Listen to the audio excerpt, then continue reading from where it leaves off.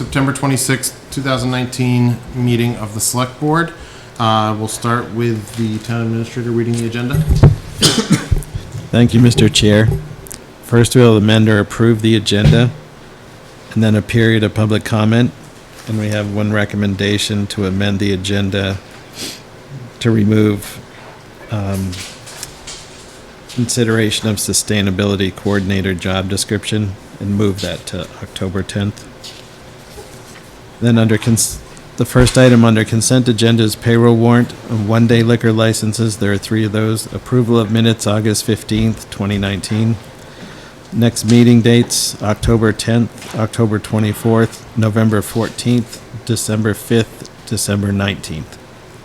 In consideration of option to purchase real property pursuant to Chapter 61A, Section 14, 63 Nason Hill Road with Carol and David Carter. Then a consideration of proposal from KP Law for legal services. Then consideration of Farm Pond Gate opening, closing, draft policy. And then remove the item 4. And then routine business, finance director report. And then town administrator report with distribution of town council opinion regarding Pulte development. And then select board reports. And then adjourn to executive session, not to return to open session under MGL Chapter 30A, Section 21A, subsection 3, to discuss strategy with respect to threatened potential litigation if an open meeting may have a detrimental effect on the litigation position of the town and the chair so declares. Library. All right, do I have a motion to approve the amended agenda by removing item 4? So moved. Second. All those in favor? Okay. So, we have public comment. I know I can't see it from here, but I know Nancy Hess's name is on that list. So. Johnny Carson.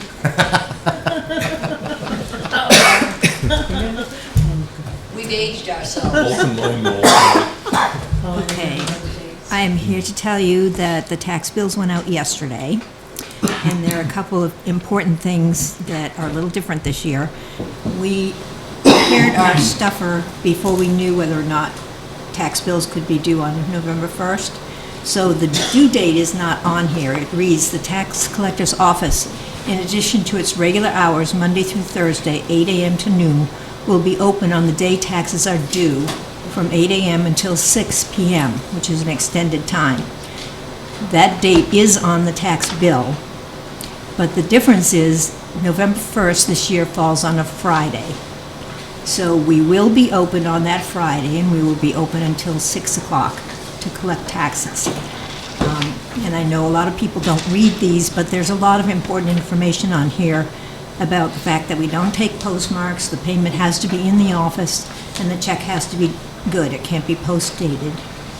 You can go online. You can go online till 11:59, but I don't advise that.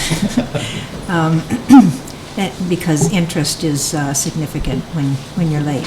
So there are directions here about paying online, and there is also information about the different programs for assistance and a tax aid donation form in case you want to contribute to the elderly or disabled to help them pay their taxes, and that all gets mailed through us. So this will be in with the tax bill, and I urge you to read it. Now, we have one other little thing that's different this year. For some reason, the Registry of Deeds did not get lists to the assessor's office for sales that took place after the end of June. And we usually track who the new owners are so that we can get bills to the new owners. When the attorneys ask us for a municipal lien certificate, we usually put a postcard in there and ask them to mail it back to tell us who the new owner is going to be and who's supposed to get the tax bill. They're very good about that, but there's no guarantee that we have all the new owners because the legal thing is from registry and we don't have that. So I urge you, if you purchased a house after the end of June and you don't get a tax bill within the next few days, that you contact us and we'll let you know. We'll mail you out a copy so that you'll have something. But that's a little different because usually we're right on top of it so that we get those bills to the new owners. And I know we can't count on the old owner to get it back to the new owner, so anyway, if you don't get a tax bill and you know that you have that obligation, I would appreciate it if you'd let us know so we can get it to you, because the law does say whether or not you get a tax bill, you are required to pay it on time, because you're supposed to know if you have that obligation. So that is it, and thank you for your time. Thank you. Next item is the consent agenda with the payroll warrant, one-day liquor licenses, approval of minutes, and next meeting dates. On this, I just want to I want to take next meeting dates out because I do want to discuss that. But I would take a motion to approve, unless anybody else had something else they wanted to pull out of that. But I actually had a comment about the meeting dates. okay, so we'll take meeting dates out to discuss, but do I have a motion to approve the consent agenda for the payroll warrant, the liquor licenses, and the minutes? All those in favor? Great. On the meeting dates, I was concerned that we only had one meeting scheduled for November. I think, David, you checked with Rick about the availability of the 7th and the 21st rather than the 14th? Yes. Rick, are you available the 7th and the 21st of November? While he's looking, we may want... 7th and 20th. 21st. I think he's, Oh, the 20th is a Wednesday. yeah, I think he's tied up on the 21st. We may want to touch base with the advisory, because we were talking about maybe doing a joint meeting, and they have their meeting where they present the guidance to all the budget makers in November. I'm not sure what date that is. Just the 7th, but the 21st is fine. I'll get somebody else to do the other one. Okay. Yeah, because I know that we've had a lot of things.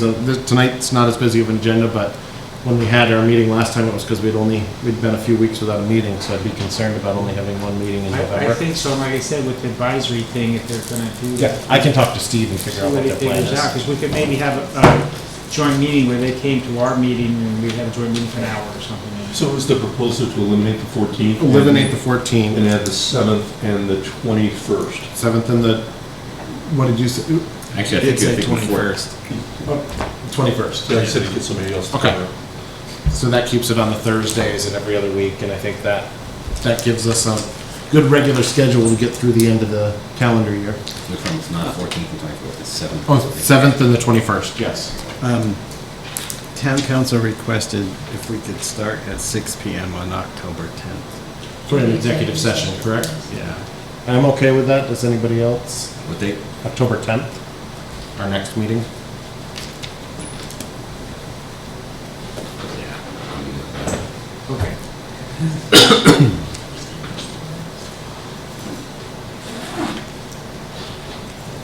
Does that work for everybody? Paul? Working on it.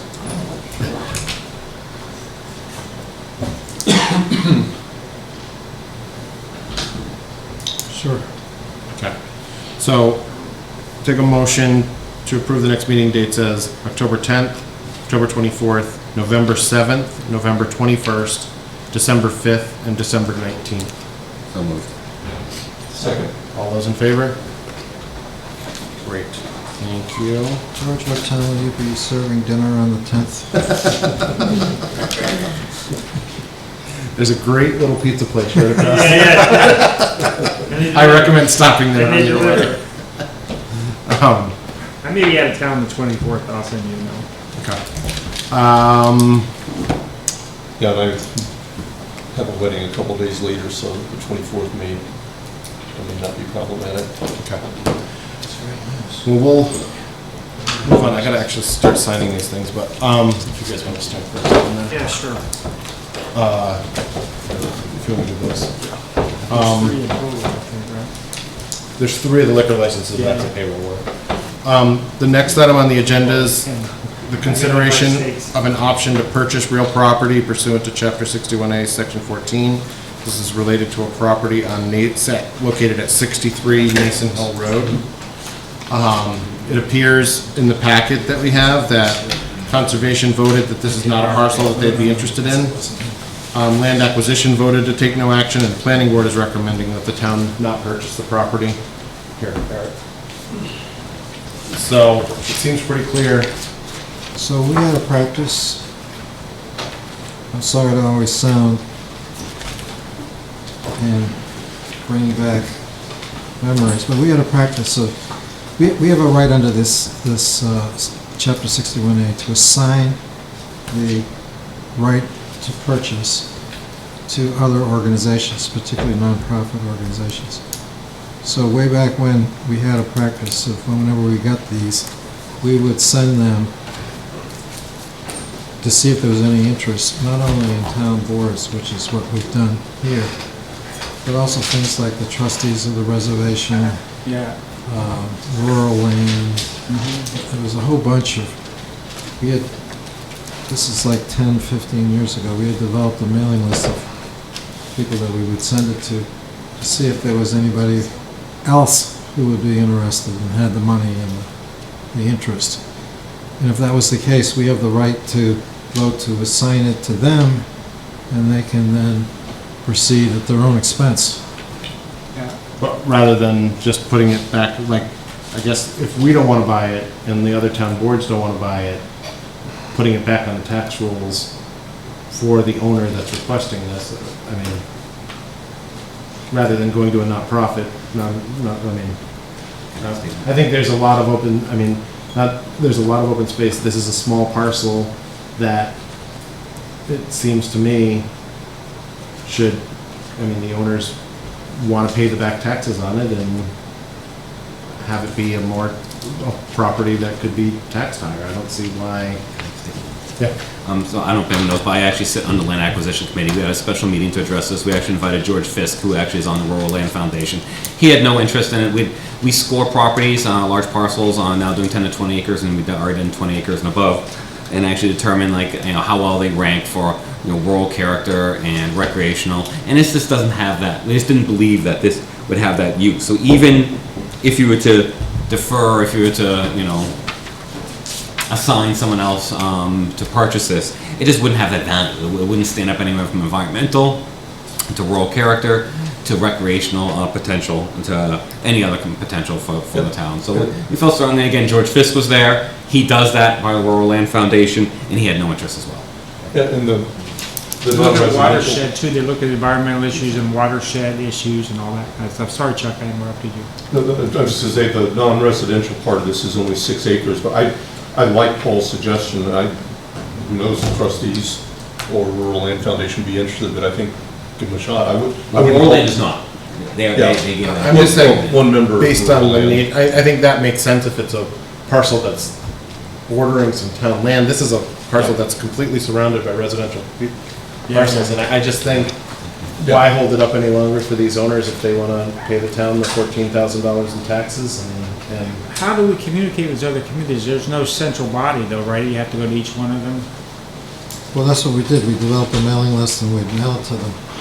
And while these may not fit into our local goals, there might be an endangered species on one of these things that could, There's these not. burrowing We actually beetles. looked at it. So that's one of our scores on the land acquisition. I don't know if they got forward to. We actually score endangered species, ACECs, aquifers, and it just had none of those items on it. But who looked at it? Yeah, land acquisition looked at it. I was with them. No, I mean, who walked it and made the determination of no endangered species? You don't walk it, actually. You don't see an endangered species. They're endangered. You actually, it's unmapped. It's based on the GIN mapping of it. Endangered species and ACECs, they're all mapped. But they walk the properties though for recreation, otherwise like Just- Marion Yeah. So I created a database for land acquisition. They have a database now of any property, we started any property 20 acres and over, completed all the properties in town 20 acres or over, then we did 10 to 20. So now they have the properties in the database with all the parameters he described, and one person from land acquisition walked the properties and scored all those things, and then it was reviewed by land acquisition, to validate it. And they're looking at like proximity to Bay Circuit Trail, and recreation things. They look at all those factors. That's not to say it's not. I'm not disagreeing with you, Paul. If we want to send this to those other committees, it certainly wouldn't hurt. I wouldn't think. And one of the members of the land acquisition is actually in a butter, and Yeah. actually knew it very, very, very well. Yeah. And it would have been our benefit to even to recommend it, but it was like, no, it's not worth the town's, Yeah. fund. But from what I read in here, this land is basically sold to somebody else. And, Where did you, I did not catch that part. no, it's not in the papers, but you don't do this unless you, Unless you're, or you're gonna Yeah. subdivide the piece of land off, Right. which is, I mean, which isn't a bad thing if we wanna, I mean, it's not necessarily a bad thing. It depends on whether it's going to, a big developer is gonna put 6 some. acres, it's not. I think under cover zoning, they could get 3 lots in. We looked at that.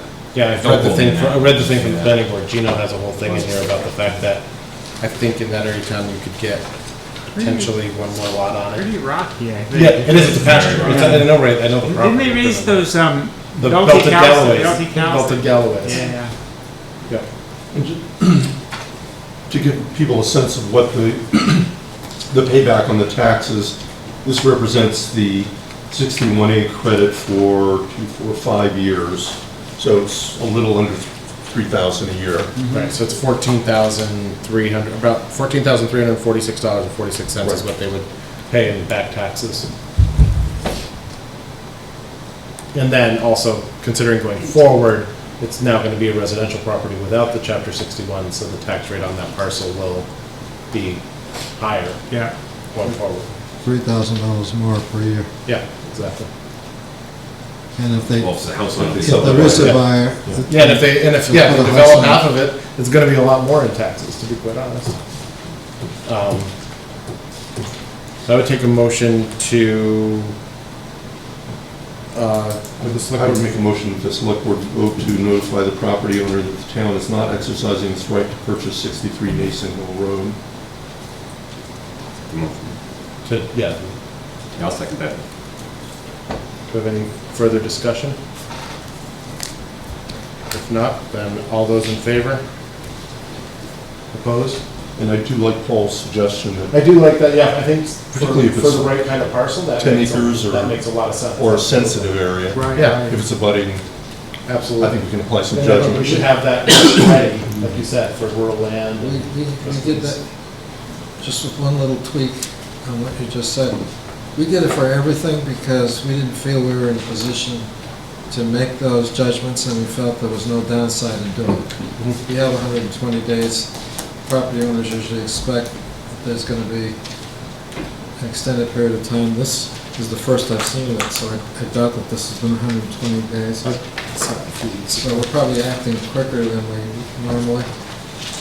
So rather than even coming to the board at this point, it would have just gone through.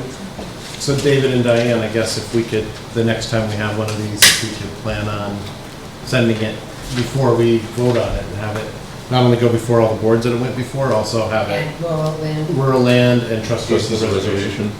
Audubon, Audubon, yes. That's all. I think that makes sense, And particularly, and if you guys think of anybody, if you think of anybody else that should be on that list, I'd Well, just. we've already developed a list. It's Oh, that's- around somewhere. Okay. Land acquisition committee actually made a flow chart if once something gets triggered with the time frames, the people to contact. Did you get this, Paul? Paul? Eric, go ahead. Yeah, the land acquisition committee, a year or two ago, something like that, actually made a flow chart of the time frames, the schedules, and the different committees and boards and even other entities to contact if there's interest, if a property triggers out of 61. What we could possibly do is, find a meeting that's not super busy. We could have land acquisition come and go over the database and their flow chart, just to, so we're sort of That makes up sense. to So we're date. ready for the next It's not a one. high priority necessarily, but Mhm. we can know what it is, and we can also influence it if we see some things that we think should be changed. That's a good idea. So I'll talk to Frank Jenkins about Okay. that, is that all right? Perfect. Yeah. Moving on to the next item, consideration of town council services fiscal year 2020. We have a proposal to renew with KP Law. Having discussion? If not, I'll take a motion. I'm trying to remember, the last increase they had was 2 years ago? Maybe 3. It was $5, wasn't it? Yeah, Yeah, this Yeah. one's a 5. and it's another $5. 2.5%. It's not the hourly rate that I would have concern over. It's the retainer that's going from 72,000 to 78,000. That's a $6,000 increase per year. Is there a typo here? Where we spend twice as much, 2 to 3 times as much as that every year, right? And that's my concern. I mean, if you recall, when we had the library end-of-year transfers, I was shocked that we were like 120,000. Had not a clue that legal fees were accumulating at that basis. And I'm aware of retainers that other people have, other lawyers have with other towns, and this is on the high side of those retainers. So it may be that they see us as a very busy litigating firm, litigating town, and contentious and all that sort of stuff, and so they want to increase. But they just got a big check from us, and it seems to me that they should have been a little bit hesitant about that kind of jump in the retainer. If I remember right. We did, I don't think it was one check, right? No. They didn't get one big check. No, it was a decision that was made, that We had to those costs were being accumulated under the Legal, department. where we had to transfer them from a different department. Yes. It wasn't that they weren't paid. Yeah, that they were paid on a timely basis and approved. It's just that in the end, because it was such a significant amount, it was determined that it was appropriate to move that out of the general fund and charge the library construction project. But wouldn't it make sense to have at least some kind of financial analysis of A, how much we actually spent in total on legal, and B, how much of it was retainer, and C, how much of it was non-retainer, and what do we get from the increase of $6,000 that we don't have now?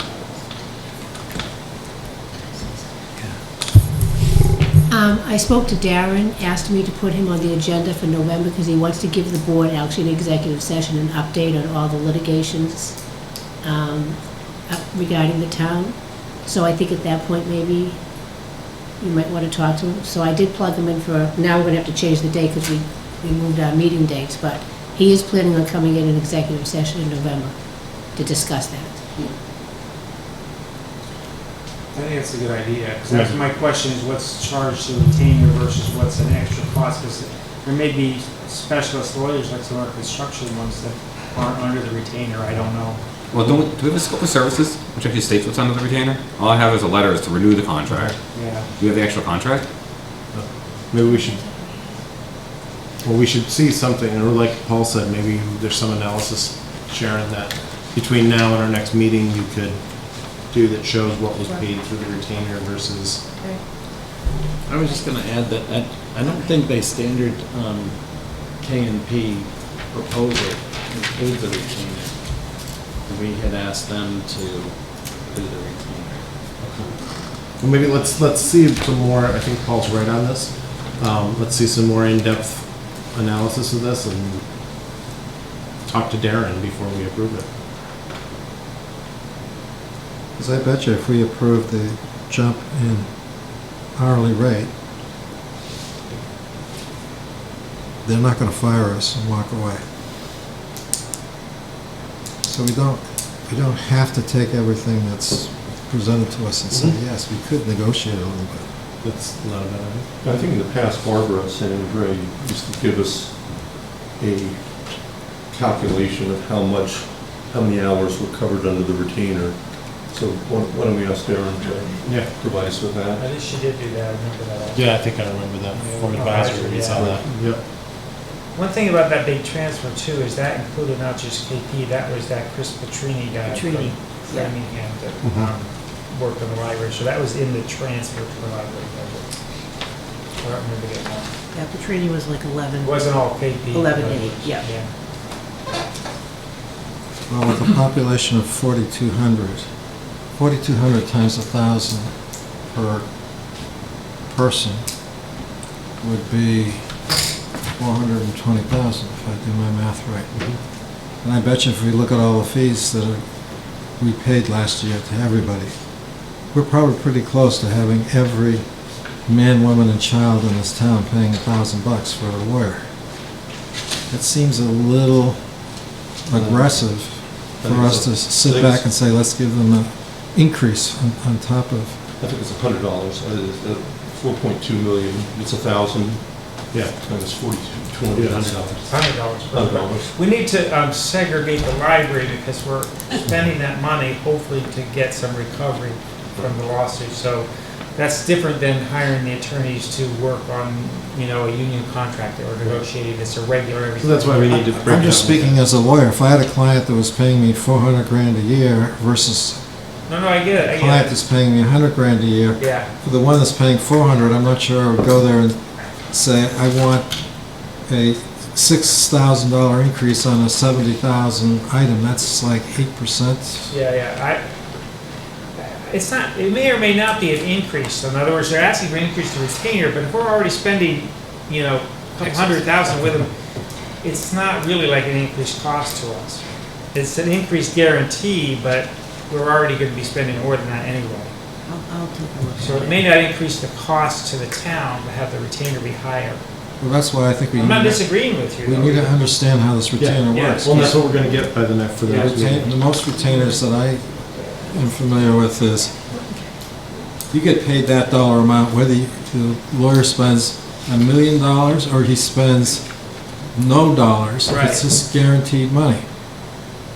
If what you're suggesting is that the retainer's not really a true retainer, it's like a deposit or an advance on what the expenses would be, so that if we increase the amount, we're still gonna pay it anyway, because we're over the budget, we're spending more than 78,000, so we're gonna spend it anyway. But a true retainer, they eat it. I think this is a true oh, you mean that it's a guaranteed maximum? Is that what you're saying? It's a maximum. Maximum. Oh, I don't think. If you're that's within the scope, intent. as long as you're Yeah. within scope. When you do litigation and it goes to time materials or Yeah. something like that. It depends what's covered under the, Yeah, I would wanna see Yeah. the, I think. I want to we see need the review contract, see the definition of what Yeah. services are covered under the retainer. They couldn't anticipate, you know, every issue that, in the retainer that we would have occur. Right, I think we should all review it and we'll Yeah, discuss okay. it at our next meeting. Yeah. All right, next item. Chuck told me I had to move fast. Who will tonight, do so- the, I know he's got nine, who will do the, George, going back for a second, what are we waiting for the next meeting? Is there someone we need to notify to do the analysis, or would they? Sharon and Diane. Yeah, we're will do gonna, it. from that? we'll They're talk- gonna have it we'll for us talk for the about next Monday, meeting. yeah. Okay. Sorry. Yep, and then you'll talk to Darren, and Yep, Darren, we'll call Darren's him, gonna yep. be here next time anyway, so we can discuss it with KP. Okay, the next is the consideration of Farm Pond Gate closure policy. So if I could say something on this. It looks like we found the policy that was previously voted back in March of 2012. And I don't see any reason to change it. It covers the entire year. It's pretty clear. A lot of effort went into it. Farm Pond Advisory Committee spent a lot of time on it. The police, fire, we had CM&D, and or now DPW. There was a lot of effort put into this. No, it seems there was, and I think it's in place, so there's no reason to do anything. And now it's, I think since we dug this up, it has become clear what the policy is, and it's that it's open. Because if we start amending it and making changes, we're gonna have a room full of people. It's gonna be, Oh, you don't like company at our meetings? I love company at our meetings. We already did it. We already did amend it on the recommendation of the FPAC to deal with the ramp for the boats. Right. So that has been amended. But I agree with you, Paul. This is a very comprehensive policy, and No need to touch it. Sean, did you have something you wanted to say? Since the room full of people didn't show up, the DPW director does not show what you're looking at. Is there a really short version of what that policy is you can share so the Yeah. viewing public might It says, understand what the policy is? further, the gate locking configuration was voted by the select board in 2011. This vote approved leaving the main parking gate open from dawn till dusk from November 1st through April 1st. It's the March 15th. During that same time period, the inner gate and the boat ramp gate would be locked. another vote was taken March 2012 in support of FPAC's recommendation. So it's the March 15, 2012 one that fully integrates the notion of protecting the pond from boats that might be carrying this milfoil into Farm Pond. So the boat ramp gets closed, but the main gate is open and the main parking spot is open.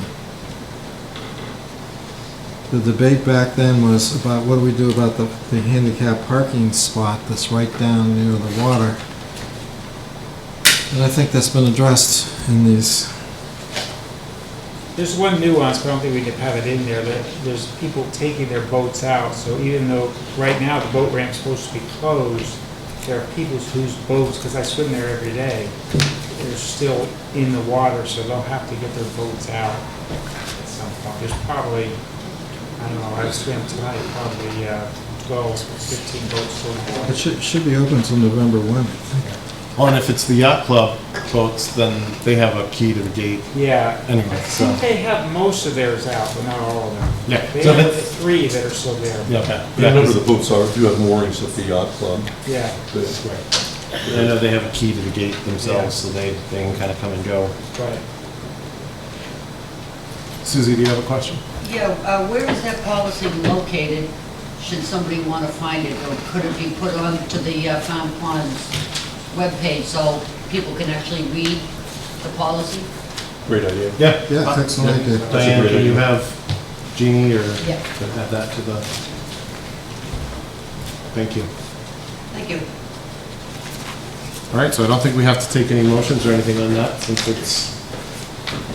we're keeping it as is. So we're almost done with our agenda. Yeah, because Paul, before you got here, we eliminated number 4, as you knew, because that wasn't ready for this week. So I did just report on that for a minute, that we did, I just had a meeting earlier today on that, and we're just about there. There's a little tweaks that have to be done. The idea is to bring it back October 10th and have it voted at that time. Great. Thank you for working with them, and I know Michael Lesser stopped in to tell me the same thing as well, so. All right, so routine business finance director report. Do you have anything for us today? The only thing I wanted to mention is that we are stepping into budget season again, and advisory's starting to have their, meetings every other week. This year, I'm excited to let you know that we're going to be rolling out a new budget model. Vadar has a module, and right now we've got 3 years of budget data in the system, 2 years of actual, and we can do some really nice reporting. It's all going to be in one spot. I had a training session with them the other day, and they're going to do some reporting, customized reporting for us. So it's going to be a lot more efficient. Great. So looking forward to it. Excellent. Thank you, Sharon. Town administrator report? Just a few things. The Council on Aging did an excellent job interviewing 2 very qualified finalists this week, and we have the top candidate accepted the offer, so we're working on the paperwork for that, and I would expect her to start before the end of October. Great.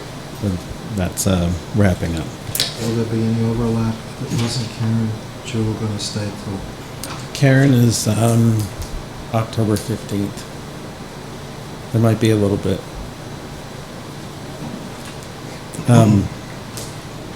We also took delivery of the new engine 2 at the fire department. I don't know if anybody's seen I that. saw the pictures. Yeah. Oh, okay. And speaking of the fire department, we have not posted the chief position yet, but a meeting with the chief to go over, he put together a transition proposal. So we'll go through that, and then I'm also meeting with the same consultant who helped on the COA director to talk to her about the Will we fire be chief. forming a search committee? Like, will we be appointing a search committee for that? Or I'd rather, would you, or? I assume so, but I'd rather not finalize anything yet till I read his proposal and meet with the consultant to see if there's some other way that's So we'll probably address it at our next meeting. in Yeah. some way. Okay. Yeah, so the first thing would be to deal with the acting, somebody to Oh, be right, we gotta acting. appoint somebody acting too. Yeah, and I think that that's what Aaron is addressing in his transition plan. Okay. I would recommend, I'd like us to have an exit interview with department heads, major departments. I think it's good practice to identify what they've, strengths and weaknesses, and get recommendations. They can often be very helpful for the organization, so it should be an executive session, because we're going to be talking about personnel staffing issues, but I hope we can schedule that with Chief Kinney. Yep, it's on October 10th. He will be in to the meeting, so that we should be able to talk about it. Great. I think that consultant was really good. PLA processed it well. So it Yeah, sounds she like did that- a good job. Having a third-party person who sort of excels at bringing different opinions together seems like it was a good. Yeah, it worked well. On the distribution of the town council opinion regarding Pulte development, this was in regards to the water and the sewer and the questions about the IMA and restricting use of the lines. That was sent out to you, and I talked to Pulte today and told them I would forward the opinion this evening if the board votes to release the opinion. If you, I must have You'd missed rather- that email. oh, with the opinion? Send it to us?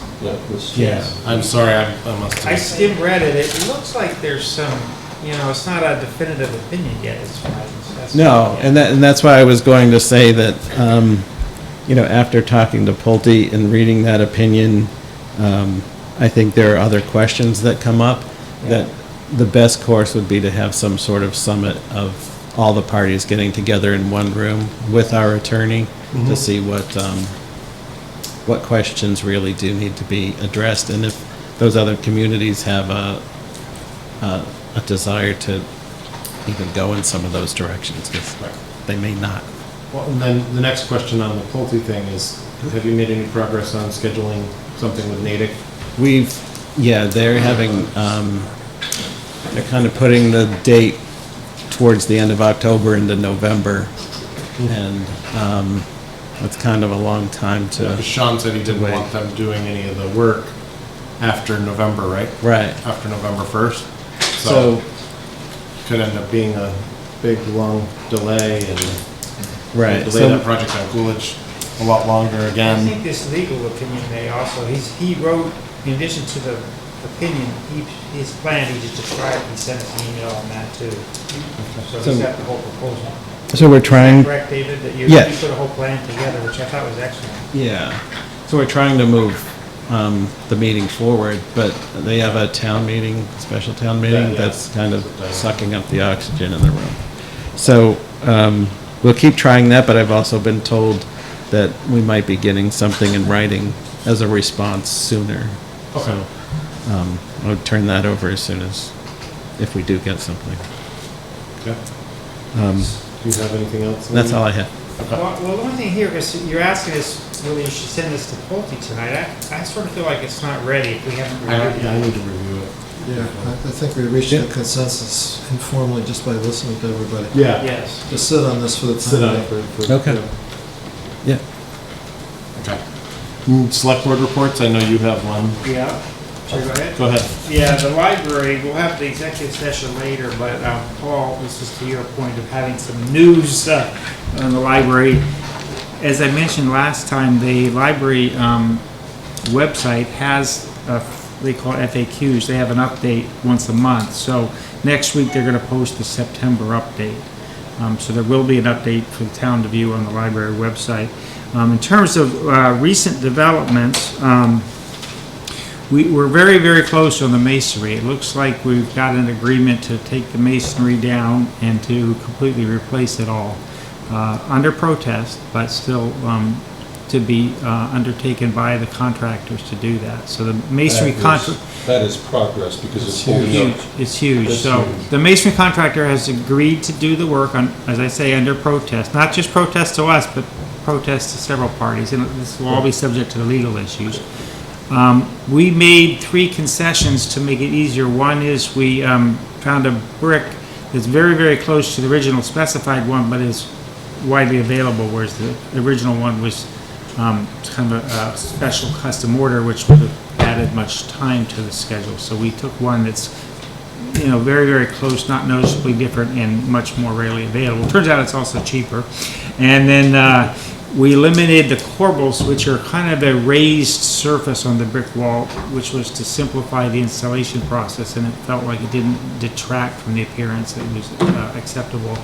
And we went with a different color. The mortar's the same mortar, but it's going to be gray instead of sand colored, which I think is better because the existing library is gray also, so it matches that, and it also doesn't make the mortar stand out as much because it's closer, it's not as bright as this light sand color. They call it a sand color, the existing mortar. So we're still working to find, we haven't gotten a response from 5 Star yet. It's supposed to come tomorrow, as a matter of fact. It was due Tuesday, but we didn't get it. But CSI gave us their response, and they had some questions in the response. CSI is the masonry contractor, and then a day later we got the architect to respond with answers to all those questions so that we're not holding anything up. So we think we're making progress, which then allows, window frames and windows and building ceiling. So you've seen the weather's been pretty nice lately, so if we can push this hard, I think we can get it done this fall. So fall, maybe going into November, but we'll see. John can correct me when he's ready to. So that's where we stand on the masonry, which was a huge battle. If people have seen, the underground tank is installed. We're waiting for the generator, which should have been installed in August, but we're trying to get that installed, and the paving's going to be an issue. I think Sean will talk about this in executive session. But once we have some of this perimeter and windows sealed, then more of the interior work can go on. That's what's been holding some of that up. So that's where that stands. We're still meeting weekly. We've been updating the surety for 5 Star Building Company. All these developments, including the masonry work, we're notifying 5 Star, but we're also notifying their surety all along to know where we see obstacles and where we're making progress. That's it. Thank you. Do we have any other selectmen reports? Just a very brief. The town and Forest and Trails and Conservation Commission hosted a Forest Appreciation Day that was very well attended. It was really a terrific session. The state was actively involved. Kelly McClintock and George Fisk did just a ton of work. It was a lot of fun. Kids, lots of adults, no dogs. Have you been forgiven yet? Or? No. It was a great Saturday, despite the rain at the end. Anything else? If not, I will, what do I have to do here? We'll adjourn to executive session, not to return to open session. So I'm going to read the under MGL Chapter 30A, Section 21A, Subsection 3, to discuss strategy with respect to threatened potential litigation if an open meeting may have detrimental effect on the litigation position of the town, and the chair so declares. Library, the chair does so declare. The select board will not return to public session. I need a second and a roll call vote. The motion, second? Second. Second by Mr. Waldron. Having a second, we will now have a roll call vote. Mr. Parensis? Aye. Mr. Yan? Aye. Mr. Waldron? Aye. Mr. Johnson? Aye. Wow. Mr. Morrow, aye. Having passed by a vote of 5-0, the open session is now closed. We will not be returning to open session. We are now in executive session.